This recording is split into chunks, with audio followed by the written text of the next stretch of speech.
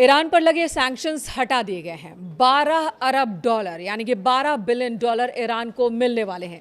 क्या सच में मिलने वाले हैं या इसे लेकर अमेरिका ईरान एक बार फिर आमने सामने की स्थिति में होंगे? और मिलेंगे तो कैसे मिलेंगे, प्रोसेस क्या होगा? क्या ईरान को ये पैसे अचानक से उसके बैंक खातों में आ जाएंगे, क्रेडिट हो जाएंगे? इसका इस्तेमाल ईरान कैसे करेगा? क्या है स्थिति? और अमेरिका ने इसी बीच ईरान को फिर क्यों धमकाया? क्यों अमेरिका ये दावे कर रहा है कि ईरान में परमाणु प्रोग्राम जो भी होगा अमेरिका की उस पर नजर रहेगी, और ईरान कह रहा है कि भैया हमें अमेरिका पर ना भरोसा था, ना है, ना आगे होगा।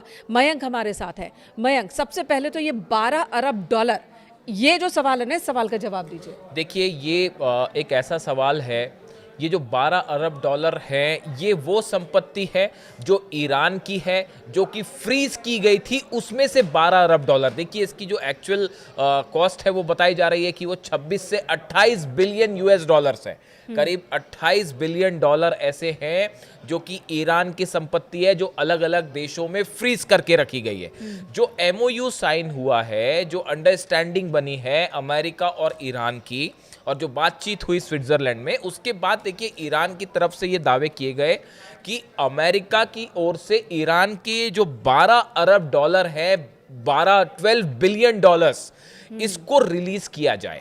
और ये बात खुद अलग अलग देशों में फ्रीज है, जो अलग अलग देशों में फ्रीज है। देखिए, Iran top negotiator Mohammad Bagher Ghalibaf says an agreement has been reached with US to release 12 billion in frozen Iranian accounts, Iranian funds, जो अलग अलग देशों में फ्रीज है, उसमें से 12 बिलियन डॉलर रिलीज किए जाएंगे, ये दावा ईरान ने किया। लेकिन अब इसके बाद देखिए क्या होता है। अभी ये बात जैसी ईरान की तरफ से सामने आई, उसके बाद डोनाल्ड ट्रंप की तरफ से एक बयान आया है।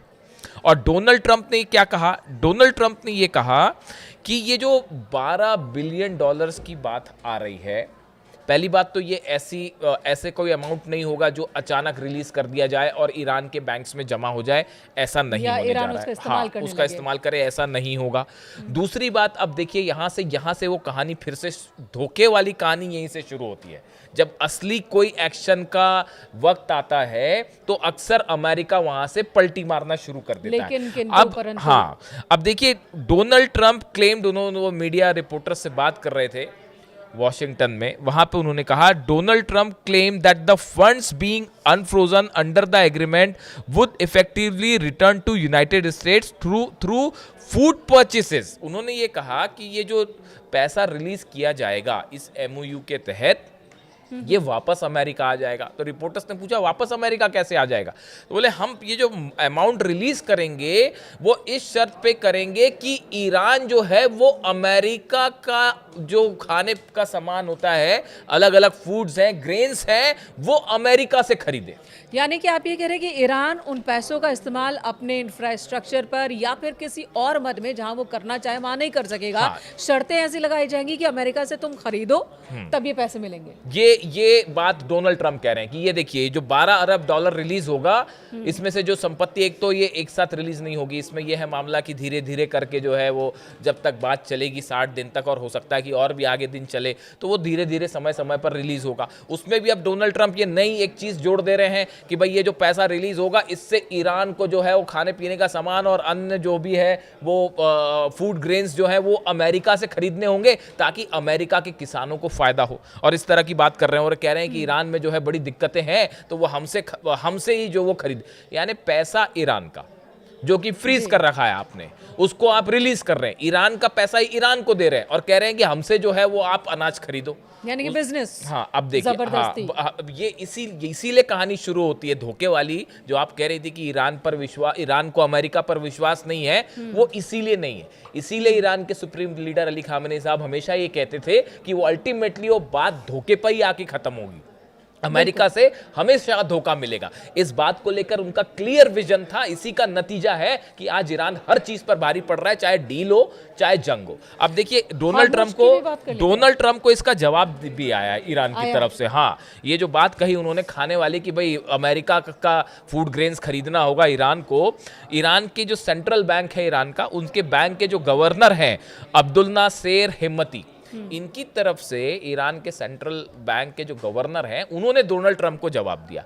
उन्होंने जवाब दिया कि ये जो MOU साइन हुआ है जिसमें 14 पॉइंट हैं, इसमें कहीं पे भी ये बात नहीं लिखी है कि ईरान का जो पैसा रिलीज होगा उसका ईरान क्या करेगा और कैसे करेगा। भाई पैसा आप ईरान को दे रहे हो, पैसा ईरान का है, अब ईरान उसका क्या करता है वो आप ईरान पे छोड़ दीजिए। अब आप उसको ये क्यों बता रहे हैं कि आप जो है अमेरिका से अनाज खरीदो, समझ रहे हो आप। तो ये जवाब ईरान के गवर्नर, असल में देखिए है क्या कि ये जो स्विट्जरलैंड में बातचीत हुई इसमें ईरान ने अपने साथ कई सारे टेक्निकल एक्सपर्ट ऑलरेडी मौजूद थे इस बातचीत में। ईरान के कई फाइनेंशियल और इकोनॉमिक एक्सपर्ट मौजूद थे।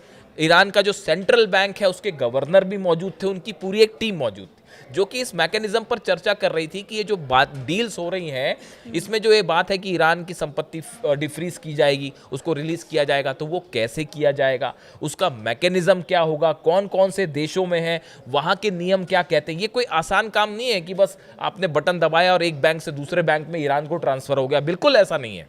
बिल्कुल। तो यहाँ ये कहें कि ट्रंप खुद को चालाक अगर समझ रहे हैं, अमेरिका को अगर खुद को ये समझ रहा है कि अभी भी वो सुपर पावर है, जो चाहे जैसा चाहे नियमों को तोड़ लेगा, शर्तों को मरोड़ लेगा, तो ईरान भी उससे कहीं ज़्यादा सचेत है, सतर्क है। बिल्कुल ईरान के लिए, ईरान के आप देखें आपकी इस बात का जवाब पिछले 48 घंटे में आप नोट करिए। ईरान के IRGC से जुड़े जितने बड़े कमांडर्स हैं, ईरान के एयरफोर्स चीफ से लेके ईरान के आर्मी चीफ से लेके ईरान की जो national security supreme security council है उनके सचिव से लेके कम से कम 5 से 7 बड़े अधिकारियों के पिछले 48 घंटे में ये बयान आ गए हैं कि अमेरिका अगर कोई साजिश करेगा, अगर अमेरिका अगर धोखा देने की कोशिश करेगा तो करारा जवाब मिलेगा। जिसके बाद इंटरनेशनल सर्कल में ये सवाल पूछे जा रहे हैं, क्या ईरान को कोई ऐसी खुफिया जानकारी मिली है कि उसके खिलाफ कोई बड़ा एक्शन होने जा रहा है। देखिए ये बिल्कुल कोइंसिडेंस नहीं है। आप देखिए कल ईरान के एयरफोर्स चीफ ने यह बयान दिया, पहली बार उनका बयान काफी वक्त बाद एयरफोर्स चीफ का बयान सामने आया है कि कोई भी हरकत होगी तो उसका करारा जवाब दिया जाएगा। बिल्कुल। और ये भी कह रहे हैं कि हम अभी भी हमारी सेना तैनात है, शांति वार्ता के दौरान भी रहेगी। शांति वार्ता के दौरान और भी अलर्ट है, क्योंकि ये डोनाल्ड ट्रंप की हमेशा कहानी रही है कि वो बातचीत के बीच में हमला करते हैं, इसीलिए ईरान की सेना और तैयार है। लेकिन देखिए जो बड़ा मुद्दा है वो ये कि आखिर ईरान के अधिकारियों की तरफ से ये बयान क्यों आ रहे हैं कि हमला हो सकता है, हम करारा जवाब देंगे, हम पलटवार करेंगे। ये बयान इसलिए आ रहे हैं, ऐसी चर्चाएं हैं कि शायद एक कोई बड़ा प्लान ईरान के खिलाफ जो है वो पकाया जा रहा है। और कौन कर रहा है ये प्लान? अमेरिका, इजराइल, क्या उसमें अरब देश भी शामिल है? ऐसा कोई भी प्लान जब भी बनता है तो वो बिना इजराइल और अमेरिका की आपसी सहमति के नहीं बनता। इसलिए ये कंफ्यूजन एकदम दिमाग से दूर कर देना चाहिए कि डोनाल्ड ट्रंप और नेतन्याहू में किसी तरह की लड़ाई है, या डोनाल्ड ट्रंप जो है वो नेतन्याहू की नहीं सुन रहे, या नेतन्याहू डोनाल्ड ट्रंप की बात नहीं मान रहे। ये सिर्फ आपके दिखावे के लिए है। हकीकत ये है कि एक बड़ा थिंक टैंक काम करता है, मोसाद CIA मिलकर ऑपरेशंस करते हैं, दोनों देशों के थिंक टैंक्स, ऊपर से कुछ भी दिखाया जाए। देखिए बड़े सर्कल में ये माना जा रहा है कि 60 दिन से ज्यादा ये पीस चल ही नहीं पाएगी। तो इस बीच जो 60 दिनों के लिए हॉर्मुज को फ्री किया गया है और वहाँ से तेल टैंकर्स की सप्लाई भी शुरू हो चुकी है, जाना शुरू हो गया है, तो ये क्या है? ईरान कह रहा है कि अब हॉर्मुज युद्ध से पहले वाली स्थिति में कभी पहुँच ही नहीं सकता। वहाँ इंतजाम क्या करने, व्यवस्था क्या करना, ये हम देखेंगे। अमेरिका को लेकर इसमें कुछ करना ही नहीं है, अमेरिका की कोई दखल अंदाजी नहीं चलेगी।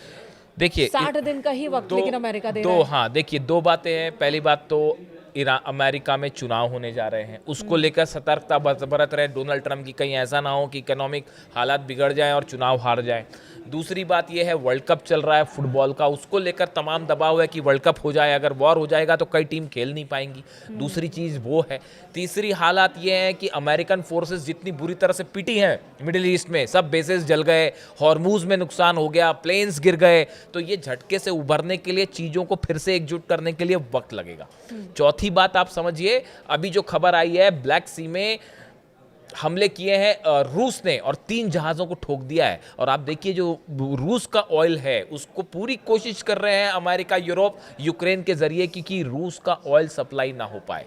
ऐसे हालात में इंटरनेशनल मार्केट में ऑयल की उपलब्धता बनी रहे, इसके लिए ईरान का ऑयल बाहर लाना ज़रूरी है। यानी ये एक हाथ दे एक हाथ ले वाला खेल चल रहा है, ये ज़्यादा दिन नहीं चल पाएगा। थप्पड़ मारना, दूसरी तरफ से सहलाना, ये वो चल रहा है। देखिए हालात ये है फिलहाल कि ईरान इस बात को लेकर, अच्छा सबसे खास बात ये है कि ईरान इस बात को अच्छी तरह से समझता है कि अमेरिका धोखा करेगा, इस नेतन्याहू धोखा करेंगे। ईरान इस बात को अच्छी तरह से समझ रहा है, कोई विश्वास नहीं है अमेरिका पर और इजराइल पर। और दूसरी तरफ भी हालात यही हैं, अमेरिका के मन में क्या है वो सब जान रहे हैं। और ये डील भी जो है ये एक टेम्परेरी दिखावा चल रहा है कुछ समय का, ये आप कह सकते हैं। तो ये इसका अंजाम क्या होने वाला है इस बात को लेकर भी हर आदमी क्लियर है। देखिए वो जैसी बात यूरेनियम पर आ जाएगी, आप देखिए बिल्कुल, मेरा अगला सवाल यही था कि ये तमाम बातचीत हुई, एक अहम मुद्दा जिसे लेकर ट्रंप ने भी युद्ध की शुरुआत की थी, परमाणु हथियार, कि ईरान को हम परमाणु हथियार नहीं बनने देंगे। एमओयू के एक पॉइंट में है कि चलो हम हथियार नहीं बनाएंगे लेकिन इनरिचमेंट रोकेंगे नहीं, ये ईरान का कहना है। अब ट्रंप कह रहे हैं कि हमारा इंस्पेक्टर होगा वहां पर, एक बार फिर तैनात होगा, और ईरान मना कर रहा है। देखिए कहानी ये है कि जो स्विट्जरलैंड में चर्चा हुई उसके बाद जेडी वेंस का बयान आया उपराष्ट्रपति का। उन्होंने कहा कि ईरान इस बात के लिए तैयार हो गया है कि आईएईए के इंस्पेक्टर्स ईरान जाएंगे और ईरान के जो न्यूक्लियर साइट्स है उसका इंस्पेक्शन होगा। ये बयान आया जेडी वेंस की तरफ से। उनको फौरन जवाब दिया ईरान के विदेश मंत्रालय के प्रवक्ता इस्माइल बघाई साहब ने। उन्होंने ये कहा इस तरह का कोई कमिटमेंट फिलहाल नहीं हुआ है कि स्विट्जरलैंड में इस तरह की कोई अभी बात नहीं हुई है कि आईएईए वहां जाएगा या नहीं जाएगा। ईरान ने कहा ये एक ऐसा फैसला है कि आईएईए के इंस्पेक्टर्स को इस्फहान, नतांज या फोर्दो में आने देना है या आने नहीं देना है, इसका फैसला ईरान की संसद से होगा। इसका फैसला ईरान की सुप्रीम नेशनल सिक्योरिटी काउंसिल में ये बात रखी जाएगी, उसके बाद ईरान फैसला लेगा। अभी इस बारे में कोई फैसला नहीं हुआ। यानी उन्होंने जेडी वेंस को साफ साफ उनके दावे को नकार दिया, झूठा बता दिया।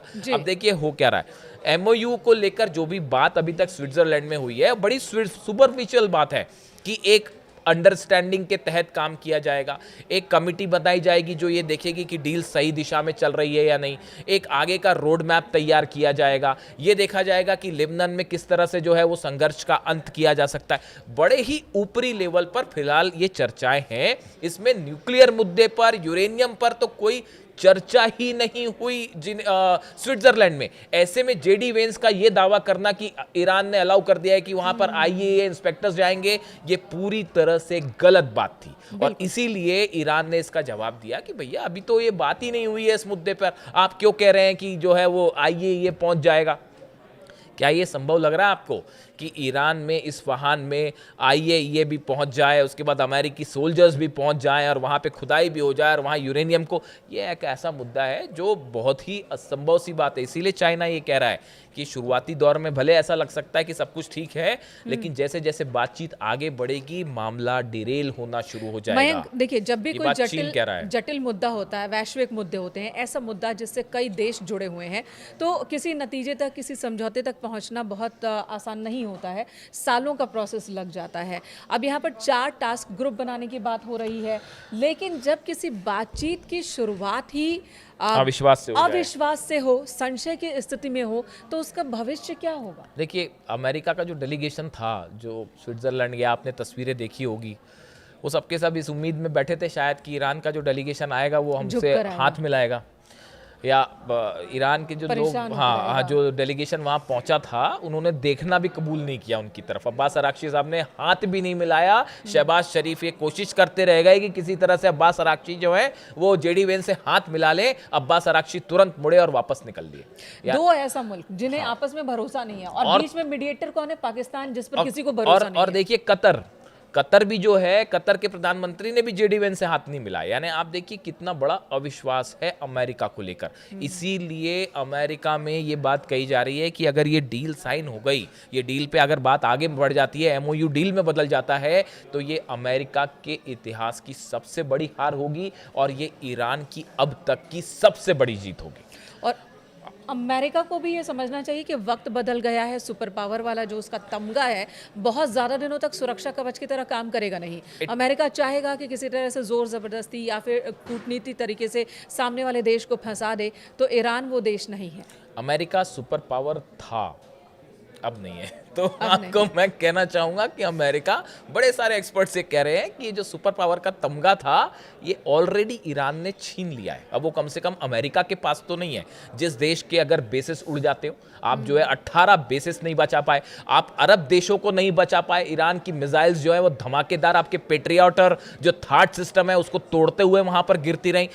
ईरान के ड्रोन्स ने क्या तबाही मचाई आप देख लीजिए। आप हॉर्मुज को घेर कर खड़े रहे, आप कुछ नहीं बिगाड़ पाए ईरान का। ईरान के 5 द्वीपों पर आपने बीच बीच में रह रहकर हमला किए, आपने उन पर कब्जा करने की कोशिश की, आप कुछ नहीं कर पाए। आपका एक पायलट अंदर फंस गया था, उसको निकालने में इतनी फजियत हुई कि आपको अपने खुद के हेलीकॉप्टर्स जलाने पड़ गए। आपके 42 प्लेन, ऑफिशियली ऐलान है इस बात का कि 42 प्लेन आपके गिर चुके हैं। F-35 जेट्स जो है, दुनिया का सबसे शक्तिशाली जेट जो है वो ईरान ने मार गिराया। ईरान के नए डिफेंस सिस्टम से अब आप खौफ खा रहे। ऐसी मैं लिस्ट गिनाना शुरू करूंगा ना ईरान की जीत की, तो पूरी रात बीत जाएगी। और उसके बाद अब डील हो रही है, डील में भी आप देख रहे हैं कि क्या स्थिति है, ईरान किस तरह से भारी पड़ रहा है। खैर, फिलहाल जो खबर हमने शुरू की थी कि इस 12 अरब डॉलर को लेकर ट्रंप और ईरान आमने सामने है और सबकी नजरें इस बात पर है कि आखिर ये 12 अरब डॉलर की फ्री संपत्ति का क्या होता है। क्या डोनाल्ड ट्रंप की इस तरह की बातें कि हमसे अनाज खरीदिए और ऐसा वैसा ये वो, अगर ये बातें इसी ट्रैक पे चलती रही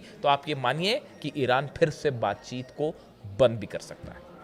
धन्यवाद मयंक। इससे जुड़ा जो भी अपडेट होगा आप तक पहुंचाएंगे। Thank you so much.